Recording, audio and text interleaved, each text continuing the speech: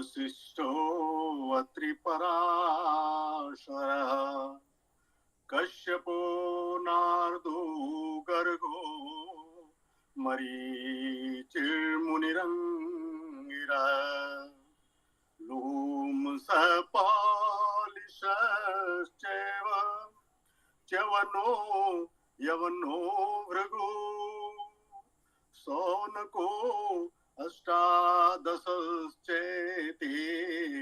ज्योतिशास्त्र प्रवर्तकाः ज्योतिशास्त्र प्रवर्तकाः वेदायज्ञामविप्रवृत्ता कालानुपूर्व्या विहिताश्च यज्ञाः तस्मादिदं काल विधानशास्त्रम् यो ज्योतिषं वेद स वेद यज्ञम् यो ज्योतिषं वेद स वेद यज्ञम्। ओम। आप सभी माननीय विद्वानों को इस ज्योतिष की गोष्ठी में सहभाग कर रहे सभी महानुभावों, आप सबको नमस्ते, आप सबका अभिवादन। और शुरू करता हूं आज की कक्षा का मेरा वाचन। आपको जैसे कि विदित है कि पिछली कक्षा में भी हमने ये जो विषय आज का है,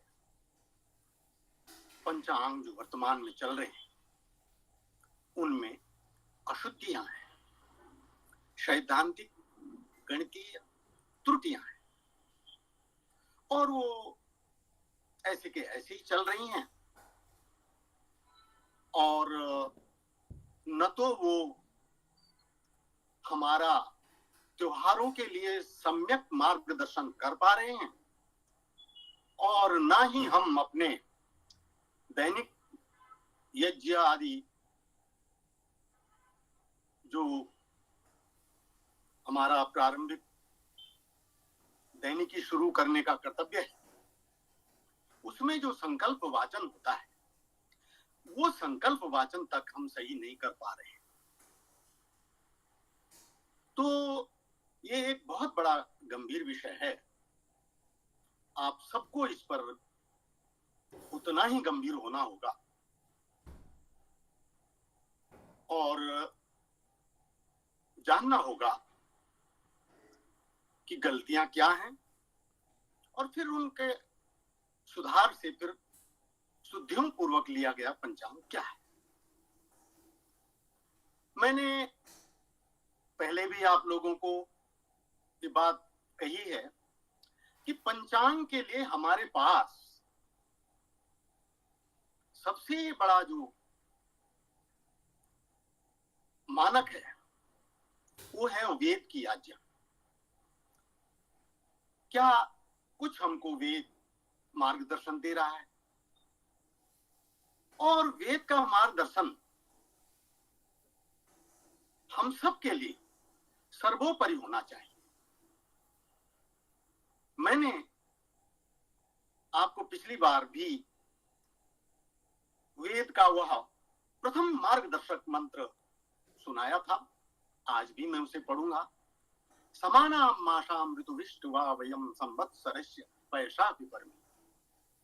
ये अथर्ववेद के पहले कांड का अंतिम मंत्र है।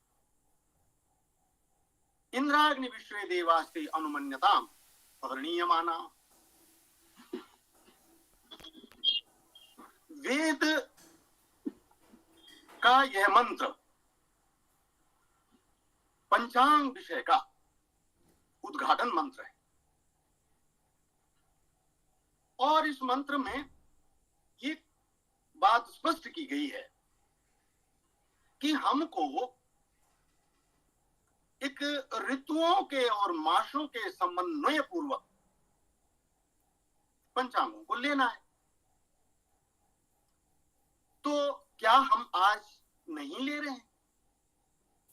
या क्या जो वर्तमान पंचांग हमारे पास उपलब्ध हैं, क्या वो ऋतुओं और मासों के समन्वय को नहीं दर्शा रहे हैं? जी हाँ, यही वो प्रथम बात है कि जो आज के पंचांग हैं, ये हमें ऋतुओं से हमारे महीनों को विचलित करके लेने को कह रहे हैं। कह रहे हैं का तात्पर्य, जब वो दिखाई उन्हीं महीनों को दिखा रहे हैं, विचलन को दिखा रहे हैं, और हम अगर उन पंचांगों का उपयोग करते हैं तो स्वाभाविक बात है ये कहना ही हुआ। हमने आपसे ये भी स्पष्टीकरण रखा था कि हमारे जो वैदिक मार्गदर्शन के अंतर्गत सिद्धांतकारों ने जो ज्योतिष विकसित किया है, उसकी गणितीय व्यवस्थाएं हमें दी हैं, वे लोग पंचांगों की शुद्धियों और अशुद्धियों के बारे में बहुत गंभीर और बड़े शुद्ध रूप से जागृत थे। इस संदर्भ में बहुत से प्रमाण दिए जा सकते हैं, लेकिन मैंने आप लोगों को आचार्य वेंकटेश केतकर जी का उदाहरण दिया था, और उसमें वो कहते हैं, अग्रे यदा दृग्गणितांतरम स्यात् शनैश्चोपि चित्तम तदा वै तत्कारणानि ग्रंथान् पठिष्ठाः परिशोधयेयुः। क्या कह रहे हैं? कह रहे हैं कि आगे चल करके तथ्यों की दृग्गणित स्थितियों में अगर अंतर आपको दिखे, अब आज तो स्थिति ऐसी हो गई कि अंतर देख भी रहे हैं और शुद्ध नहीं कर रहे हैं।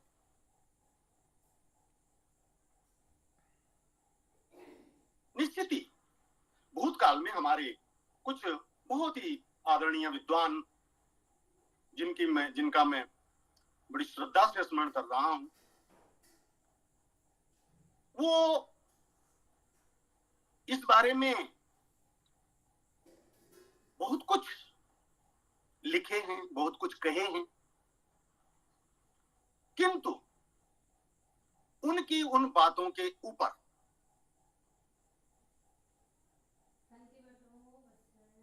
कोई भी कार्य ऐसा नहीं हो सका कि पंचांगों का सही गणित हमारी पंचांग अनुकर्ताओं के लिए उपलब्ध हो जाए। वेंकटेश केतकर कह रहे हैं कि आगे चल करके आपको अगर दीर्घगणित का विषय भी आपको हमने स्पष्ट किया था, लेकिन जैसा कि मैं थोड़ा थोड़ा करके और इन विषयों को थोड़ा आपको पुनर्स्मरण करा रहा हूं, और शीघ्र ही हमारा कुछ त्वरित क्रम से विषय आगे बढ़ता रहेगा। दीर्घगणित कहते हैं कि कोई भी तथ्य हम जहां कह रहे हैं वो वहां है भी या नहीं। अगर हम आज कह रहे हैं कि अमुक दिन पे हम कह रहे हैं कि संक्रांति है, तो वो संक्रांति के बिंदु पर हमें सूर्य दिखना भी चाहिए। नहीं दिख रहा है तो ये दृग्गणित का यथा स्थिति तथा दृग, वो हमें विचलन दिखा रहा है, तो हमें उस गणित को शुद्ध करना चाहिए ताकि स्थिति सही हो। आज हम अपने ऋतुओं से 24 दिन हट चुके। प्रिय महानुभाव, ये स्थिति ऐसी है कि हर 71 वर्ष के लगभग आपका एक दिन का अंतर बढ़ जाता है ऋतुओं से, महीनों का। ये हमारे को वर्तमान पंचांगों के जो गणित है या वर्तमान पंचांगों का जो प्रचलन है, उसने इस खामी को बनाए हुए है। आपने देखा होगा स्वामी विवेकानंद जी का जन्म मकर संक्रांति को हुआ था, और कब हुआ था? 12 जनवरी को। बहुत से लोगों को इस तरह का भ्रम है कि जी ये संक्रांति मकर संक्रांति तो हम जब से देख रहे हैं तब से यही हो रही है, इसमें कोई अंतर ही नहीं होता। बिल्कुल गलत बात है। इस पर मैं बहुत अधिक नहीं जाना चाह रहा हूं, क्योंकि मैं चाहता हूं कि आज आपका जो ये आज का जो टॉपिक है, आज का जो शीर्षक है, आज का शीर्षक क्या है? शीर्षक है कि हमारे वर्तमान पंचांगों में क्या कमियां हैं। क्योंकि जब तक आप उन कमियों को नहीं समझेंगे तब तक आपकी अंतर प्रेरणा आपको इस बात के लिए नहीं झकझोरेगी कि तू गलत पंचांगों पर चल क्यों रहा है। आपको ऐसी झकझोर नहीं मिलेगी आपकी अंतरात्मा से। इसलिए आपका कर्तव्य है कि आप पंचांगों की इस स्थिति को समझें। तो पंचांगों की जो सबसे पहली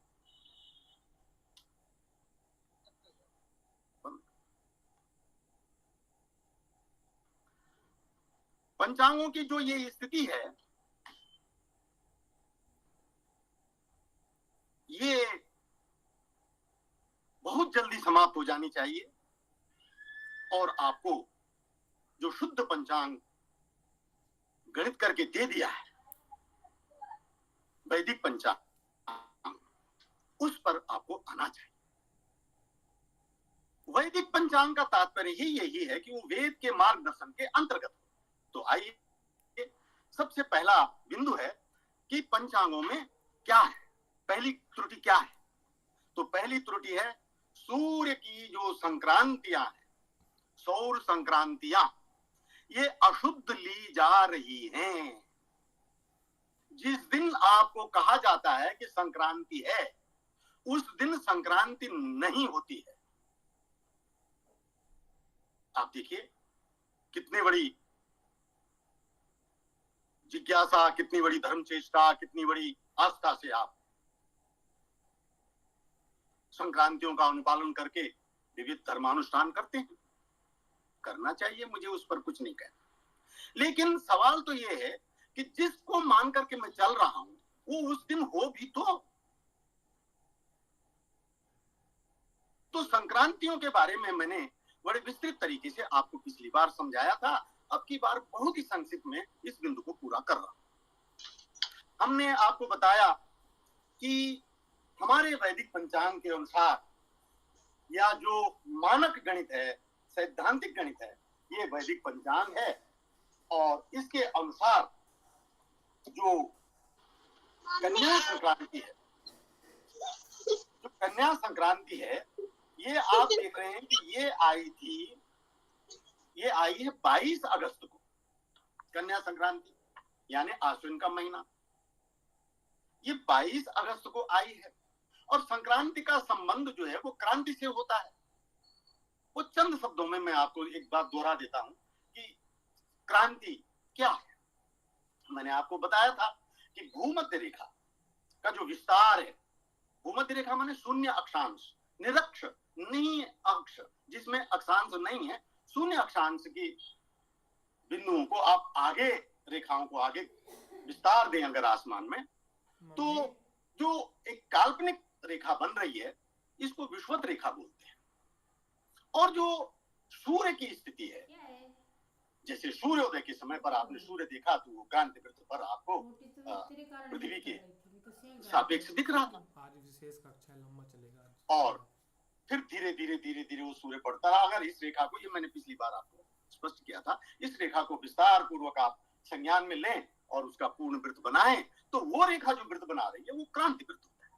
तो ये जो क्रांति वृत्त है और जो विषुवत वृत्त है, इनके बीच में एक कोण बनता है। इस कोण का नाम है क्रांति। और ये क्रांति का जो कोण है, ये सूर्य की स्थितियों के सापेक्ष गणितीय रूप से प्रामाणिक है।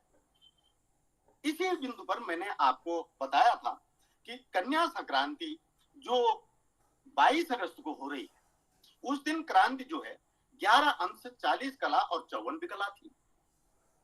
लेकिन जो पारंपरिक पंचांग हैं, वो इस संक्रांति को कब दिखा रहे हैं, वो भी मैंने आपको बताया था। वो दिखा रहे हैं 16 सितंबर को। और 16 सितंबर को जो क्रांति है वो है 2 अंश 31 कला और 55 विकला। तो अब यहां पर जो समझदारी की बात है वो ये है कि ये दोनों चीजें आपस में गणितीय रूप से मिल ही नहीं रही हैं। यानी या तो इनकी क्रांति गलत है और या इनका ये संक्रांति गलत है। जब हम इस विषय का ठीक ठीक गणितीय विश्लेषण करते हैं तो हम पाते हैं कि 16 सितंबर 24 को जो जो कन्या संक्रांति दिखा रहे हैं, और ये एक पंचांग नहीं, वर्तमान के सारे पंचांग दिखा रहे हैं, वो गलत है। क्यों गलत है उसका एक मोटा सा सिद्धांत ये है कि जो आश्विन संक्रांति, जो कन्या संक्रांति है, ये शरद ऋतु का मध्य बिंदु होता है। अब एक ऋतु 60 दिन की होती है, तो शरद ऋतु का मध्य बिंदु का अर्थ ये है कि जिस दिन ये शरद दिखाई जा रही है उस दिन से कन्या संक्रांति 30 दिन पहले होनी चाहिए। अब कन्या संक्रांति 22 अगस्त को दिखाई जा रही है हमारे पंचांग में, और शरद का मध्य बिंदु होगा 22 सितंबर को, तो ये लगभग 30 दिन का अंतर आ गया, ये सही है। लेकिन पारंपरिक पंचांग दिखा रहे हैं 16 सितंबर को।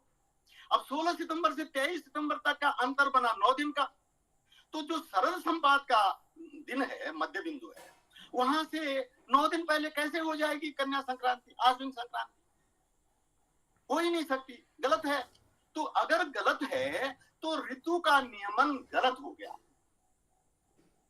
और ऋतु का नियमन गलत हो गया तो आपकी मास गणना गलत हो गई।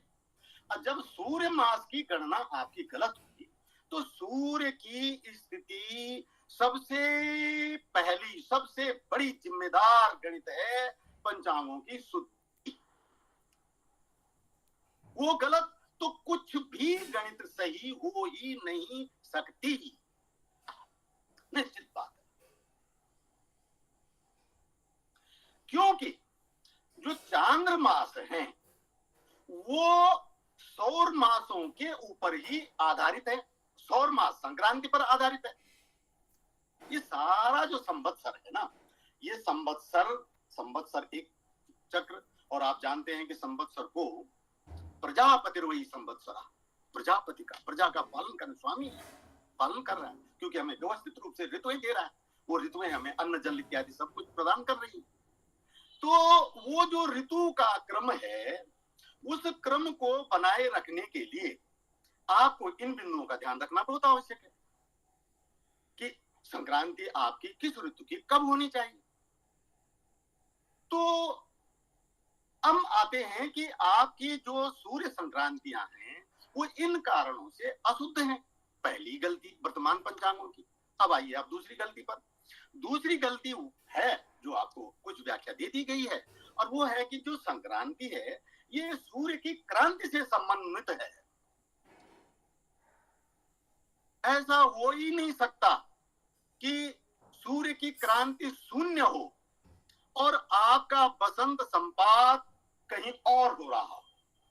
वो उस दिन होगा जिस दिन की शून्य क्रांति के कारण दिन और रात बराबर हो रहे हैं। इनकी मोटी सी पहचान है। 4 बिंदु हैं क्रांति वृत्त के, 1-2 बिंदु वो हैं जहां दिन और रात बराबर होते हैं, शरद संपात और बसंत संपात, और 2 बिंदु वो हैं जहां एक में दिन सबसे बड़ा होता है, एक में रात्रि सबसे बड़ी होती है। ये दिन बड़ा और रात्रि बड़ा, ये कर्क संक्रांति और मकर संक्रांति के बिंदु हैं। तो मकर संक्रांति आप जिस दिन कह रहे हैं उस दिन आप अपने पंचांग में देखिए ना कि वो दिनमान क्या दिखा रखा है। ये दिनमान वगैरह शब्द मैंने सब आपको व्याख्या पहले से दे दी। सूर्योदय से सूर्यास्त तक का समय दिनमान होता है। आप देखिए उस पंचांग में सूर्योदय क्या लिखा है और सूर्यास्त क्या लिखा है, और उन दोनों के बीच का अंतर करिए, क्या वो अंतर और फिर उसके बाद का अंतर, सूर्यास्त से सूर्योदय का अंतर क्या बराबर आ रहा है? अगर बराबर आ रहा है तो बसंत संपात का दिन हो सकता है या शरद संपात का दिन हो सकता है। अगर वो अंतर, वो दिन का अंतर किसी और दिन आ रहा है तो समझ लीजिए कि पंचांग में उतनी गलती है। तो ये जो विषय है ये है दूसरा बिंदु, वो है क्रांति का बिंदु।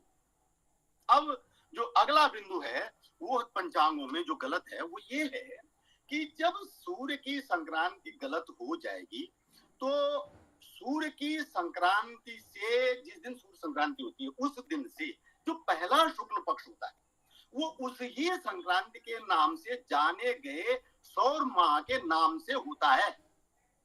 यानी चैत्र की संक्रांति जिस दिन होगी, बसंत संपात जिस दिन होगा, वो दिन होगा मधुमास मधुमास की संक्रांति का, उस दिन के बाद जो पहला जो शुक्ल पक्ष आएगा वो ही चैत्र शुक्ल पक्ष होगा, वो ही मधुमास का शुक्ल पक्ष होगा।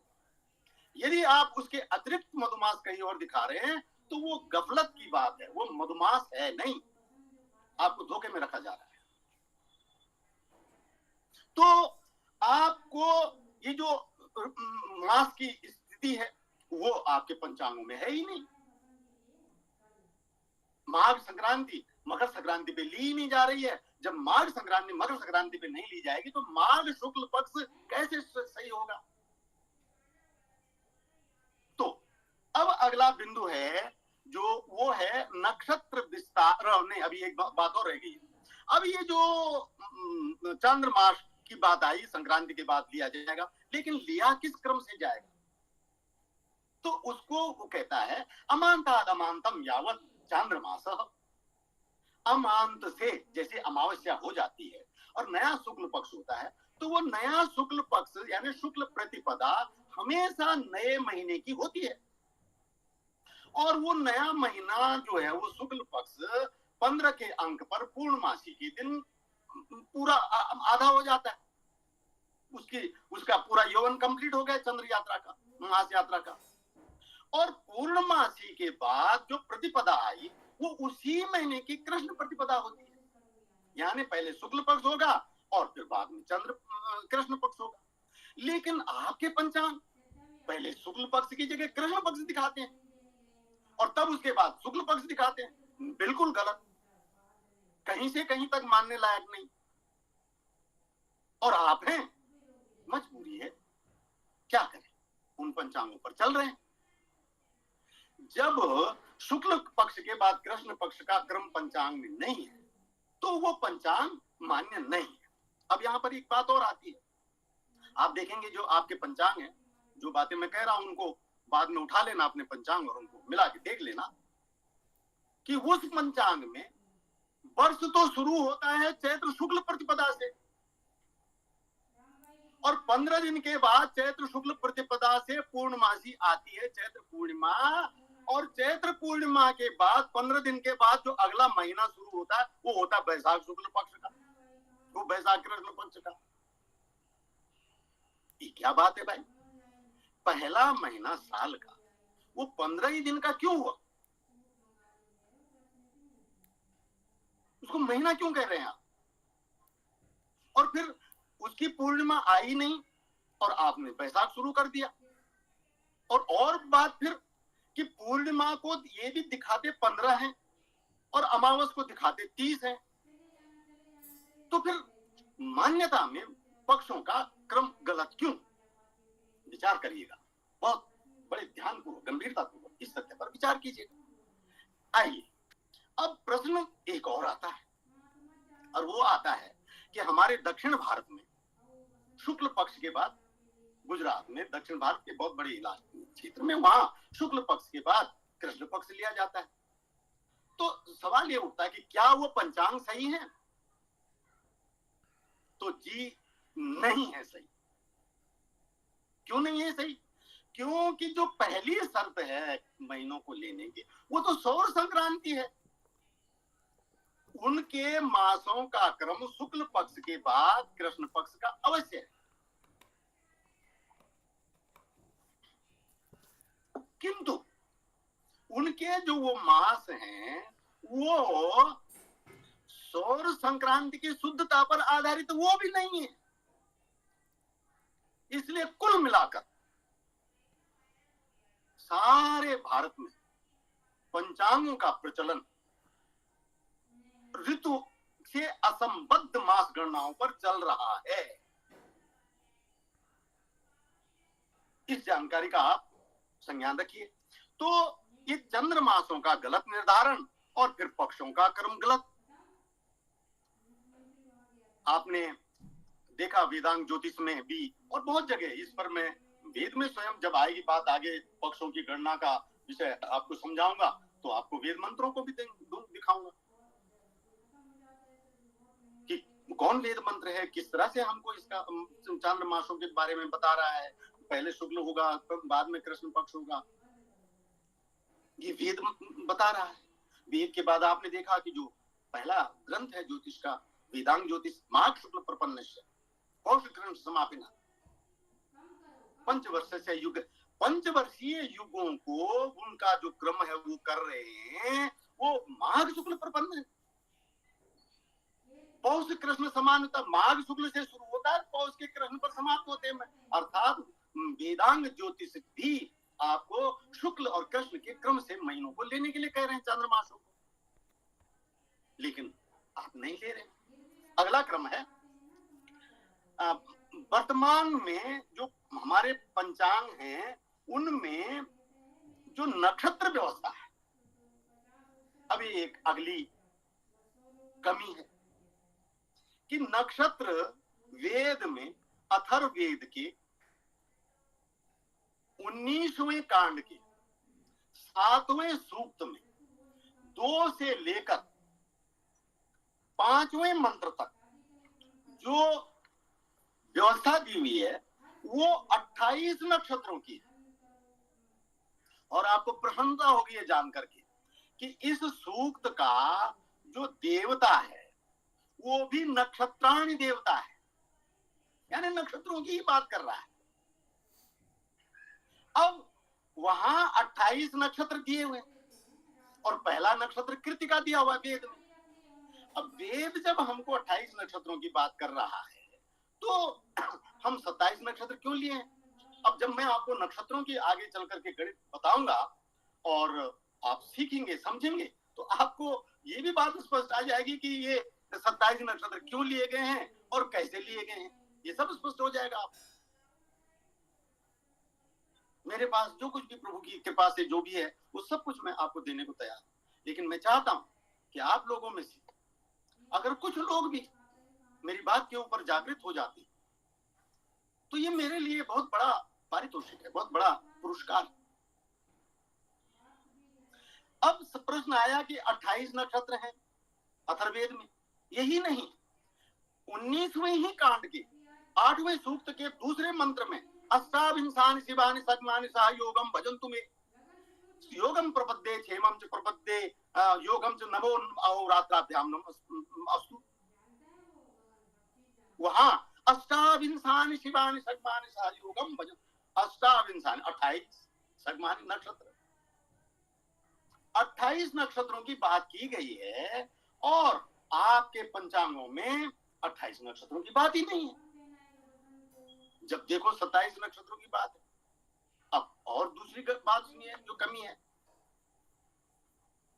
कि उन्होंने सारे नक्षत्र समान ले रखे हैं,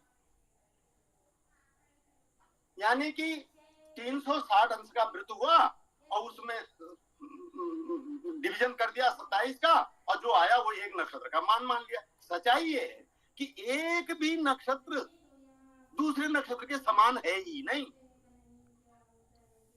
और ये जी बात है, क्यों किया हमने ऐसा? क्या बात थी जो हम ऐसा सही मार्गदर्शन नहीं दे पा रहे हैं लोगों को? तो सवाल ये है कि त्रुटि आपके पक्ष में नहीं है, आप लोग बिल्कुल भी गलती पर नहीं, क्योंकि आपको पता ही नहीं है। जब पता ही नहीं है, जो पता है उस पर आप लोग चल रहे हो। आप लोग बहुत निर्दोष हो, निष्पाप हो, आप बहुत शुद्ध स्वच्छ हो। परंतु हाँ, अब अगर एक व्यक्ति आपको पूरी आत्मीयता से अपनी बात, अपनी साधना का से जो उसको प्राप्त हुआ है वो आपके सामने रख रहा है, तो आपको चाहिए कि आप उसका सम्मान करें। मैं ये बिल्कुल भी नहीं कहूंगा कि आप मेरी बात को माने, मैं आपको ये कहूंगा कि आप मेरी बातों को परखें, और अगर मैं सही हूं तो क्यों नहीं मानेंगे आप?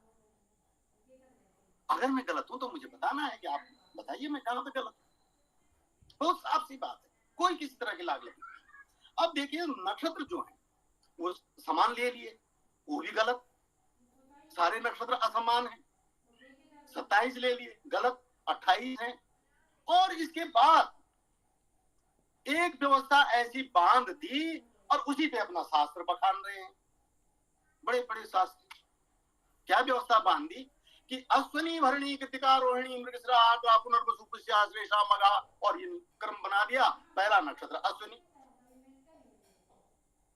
और अश्वनी भरणी और कृतिका अश्विनी के 4 चरण, भरणी के 4 चरण और कृतिका का 1 चरण, 8-9 चरण मिलकर मेष राशि एक राशि बनती है। तो आपको बताऊं, बिल्कुल गलत। पहली बात तो ये है कि आपको यही समझ में आ जाना चाहिए कि अगर अश्विनी ही पहला नक्षत्र है तो वेद में कृतिका क्यों लिखा है? वेद में तो पहला नक्षत्र कृतिका दिया है, जो मैंने अभी आपको 19वें कांड का 7वें सूक्त का जो पहला दूसरा मंत्र है, जहां पे नक्षत्र शुरू किए गए नहीं,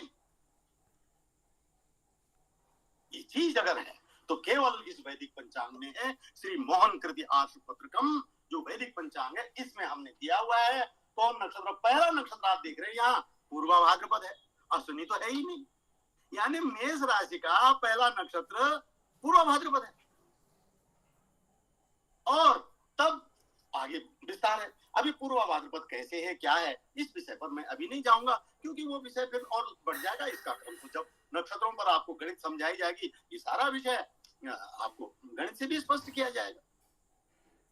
तो जब पहला नक्षत्र पूर्व भाद्रपद है और मेष राशि में आप अश्विनी गिन रहे हैं, किसी की मेष राशि आई तो अब उसी पर आपने वो गुण मिलान भी कर दिया। खैर उस विषय पर मैं नहीं जा रहा हूं, लेकिन अब अगला विषय जो है, इतना जरूर कह रहा हूं कि जो राशि है ही नहीं, जिसमें वो नक्षत्र है ही नहीं, उस पर आप सारी आगे प्रक्रिया बना रहे हैं और तमाम काम कर रहे हैं, कैसे सही हो सकता है? तो वर्तमान की जो नक्षत्र गणना है, ये नक्षत्र गणना पंचांगों की गलत है।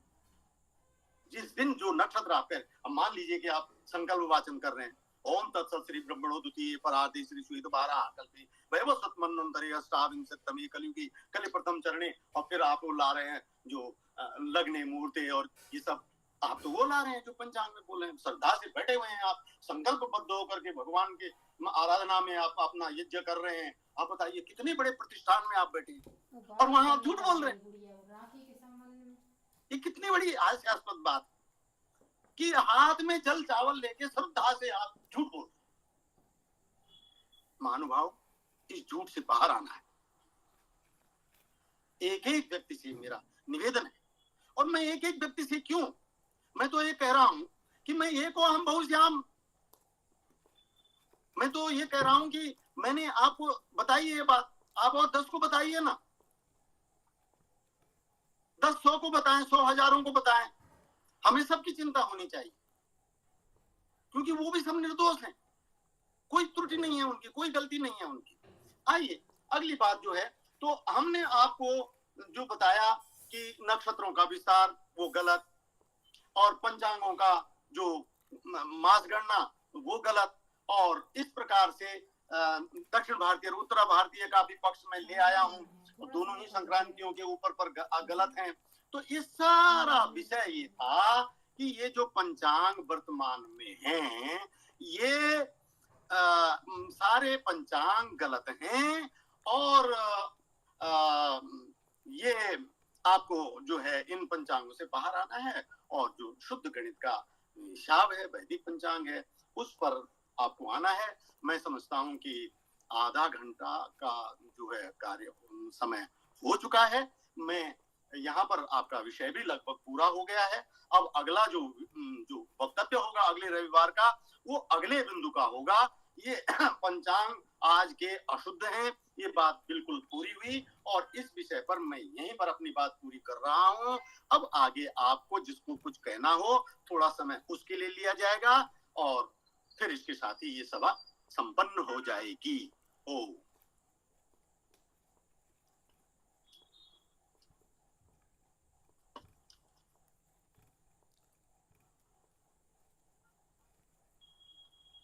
ओम आचार्य जी।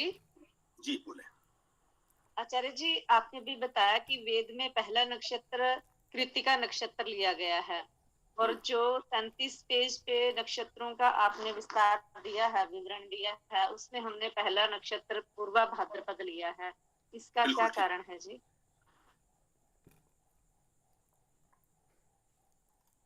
आपकी आवाज कट गई है आचार्य जी। इसका कारण ये है कि नक्षत्र, मैंने बताया तो था आपको बीच में कि नक्षत्रों से राशियों का या राशियों से नक्षत्रों का स्थिर संबंध नहीं है। यही तो बात है जी। आज हम अब ये तो अलग अलग कालों में आप देखेंगे कि तो आपको पता लगेगा कि महाभारत में पहला नक्षत्र कहाँ था, महाभारत काल में, और वैदिक काल में कहाँ था, और किसी और भी आगे पीछे के काल में कहाँ था, ये सब आपको पता लग जाएगा। विषय ये है, ज्ञान ये है कि नक्षत्रों राशियों का यानी 30 अंश की जो राशि है क्रांति वृत्त का खंड, वो क्रांति वृत्त का खंड जो आसमान में नक्षत्रों का प्रसार है उनके साथ सदैव के लिए स्थिर संबंध में नहीं है। आज मैं पूर्व भाद्रपद दिखा रहा हूं आपको, आज से 500 साल बाद या 1500 साल बाद, 1000-1500 तो गणित करके देखना पड़ेगा कि कितने समय में आएगा, लेकिन 1000-1500 बाद जो यही पंचांग होगा, यही पंचांग अगर आगे चल रहा होगा तो इस पंचांग में यहाँ पूर्व भाद्रपद नहीं होगा। आशा है आपको बात समझ आ गई होगी, उत्तर पूरा हुआ। जी, धन्यवाद जी।